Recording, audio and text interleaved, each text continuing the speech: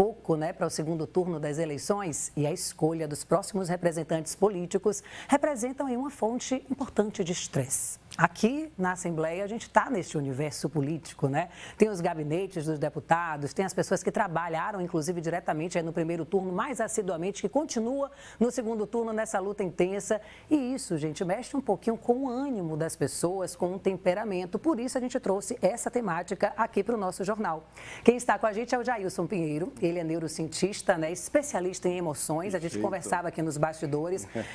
Um sorriso a mais, uma cara franzida, já significa alguma coisa, né? Seja bem-vindo, boa tarde. Muito bom, menina, muito boa tarde, muito bom estar aqui com vocês, os telespectadores. E vamos falar sobre as emoções, né? Vamos sim, eu achei bacana quando eu estava lendo a pauta, né, desse recorte da gente falar desse momento eleitoral, porque de fato a gente percebe, né? Não precisa estar nesse ambiente que a gente está, que é um ambiente político, para as pessoas estarem com o temperamento modificado, não. Na família está acontecendo isso, no ambiente de trabalho também. E aí eu lhe pergunto, por que esse momento, né? A política, esse ano especificamente, está mudando o temperamento das pessoas? Então, podemos dizer que sim, mas para isso precisamos falar um pouco sobre as emoções. Joia. Primeira coisa é entender que nós, como espécie, nós somos seres emocionais.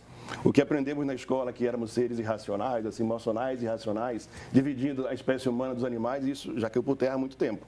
Então, a espécie humana é uma espécie emocional.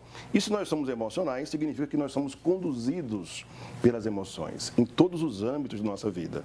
Eu acompanhava aqui a sua abertura, você falou sobre educação financeira, depois falou sobre saúde, e as emoções permeiam tudo isso também. Então, para falar sobre a emoção na política, nas eleições, é preciso entender esse primeiro passo. Somos emocionais. Então, nas nossas relações com os nossos candidatos, com os nossos parentes, as emoções estarão conduzindo esse processo, sim. Será muito efetivo isso. E uma informação que é importante, tá? Nós só conseguimos externalizar o que nós carregamos. Então, sempre me perguntam isso, por que agora? Por que as pessoas estão explosivas? Por que estão irritadas? A resposta é, sempre estiveram.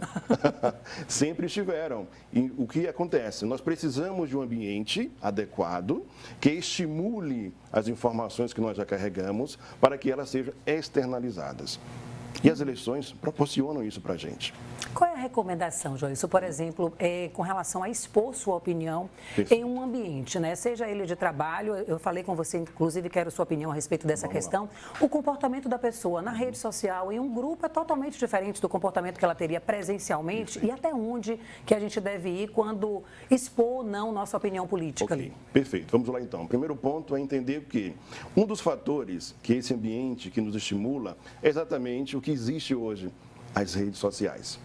Então as pessoas perguntam, por que antigamente conseguimos falar sobre qualquer coisa? Porque antes era real. A discussão começava numa mesa de bar, né? Num jantar, num almoço de família. Então existia maturidade suficiente para conduzir uma discussão. Agora, com o ambiente virtual, nós perdemos a noção de realidade e entendemos que naquele ambiente eu posso ser qualquer coisa. E naquele ambiente eu posso usar como minha válvula de escape. Naquele ambiente eu posso colocar para fora o que eu não consigo fazer na vida real. Então, aquele exemplo que você citou para mim, não é? Exatamente.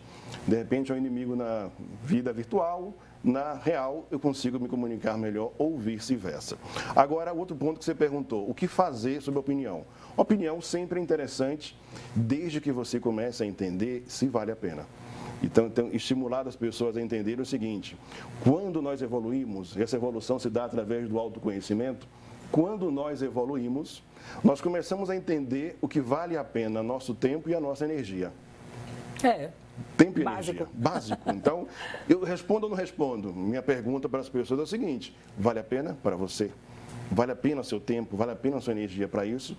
Quando chegamos nesse ponto de maturidade, começamos a nos livrar de situações equivocadas. Verdade. Agora, o que eu percebo, né, até nesse ambiente político que a gente está de polarização, é uma pressão cada vez maior para que as pessoas se posicionem, né, digam em quem vai votar. A gente teve, inclusive, o resultado desse segundo turno, a questão do voto silencioso, né, que respondeu a pergunta de muita gente, e as pessoas tinham vergonha de dizer em quem iam votar, às vezes para evitar uma confusão.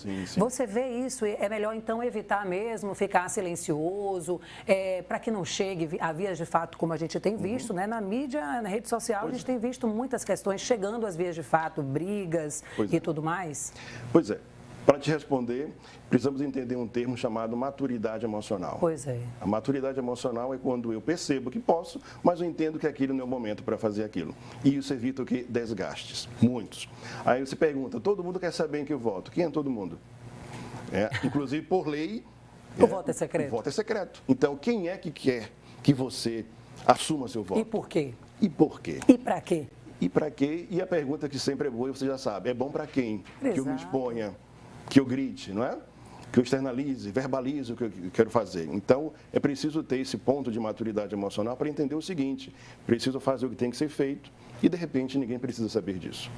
E o termômetro, hein, para a gente medir essa pessoa emocionalmente controlada, qual seria? Porque tem gente que finge que está se controlando, mas Perfeito. tem uns gatilhos que acaba... Tem. Na verdade é o seguinte, como somos emocionais, como estrutura física e biológica, as emoções começam literalmente a modular o nosso corpo. Tá? Então você olha para uma pessoa que não consegue estabelecer um contato visual para você.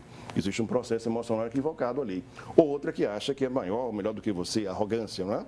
Outro processo. Uma pessoa cujo corpo físico se curva. Ela está tentando segurar algo que ela não consegue. Porque se ela, de repente, ficar de pé, ela parte para a briga, para a ação.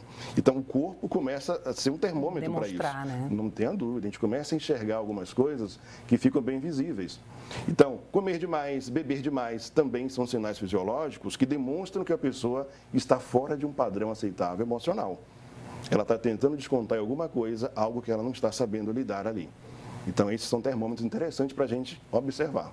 Deixa eu pedir sua rede social, porque quem está acompanhando, né, que ficou aí querendo mais dicas, fala aí para a gente. Perfeito. jailsonpinheiro.oficial. Lá vai ter informações, tem links, muitos vídeos meus sobre as emoções, que é inclusive o meu ofício. Eu busquei tirar o conhecimento científico e levar de uma forma muito mais tranquila e leve para que as pessoas entendam como as emoções conduzem a nossa vida. Com toda certeza. Muito obrigada. Adorei a entrevista, os esclarecimentos. Muito bom. Espero que você, né, que está em casa, também tenha gostado e tenha retirado aqui desse momento, desses 5, 6 minutinhos, dicas preciosas para o seu dia a dia, para você ter melhores relações pessoais, né, profissionais, amorosas e que a política não entre aí, né, nesse jogo, trazendo para você prejuízos. Obrigada, Joilson.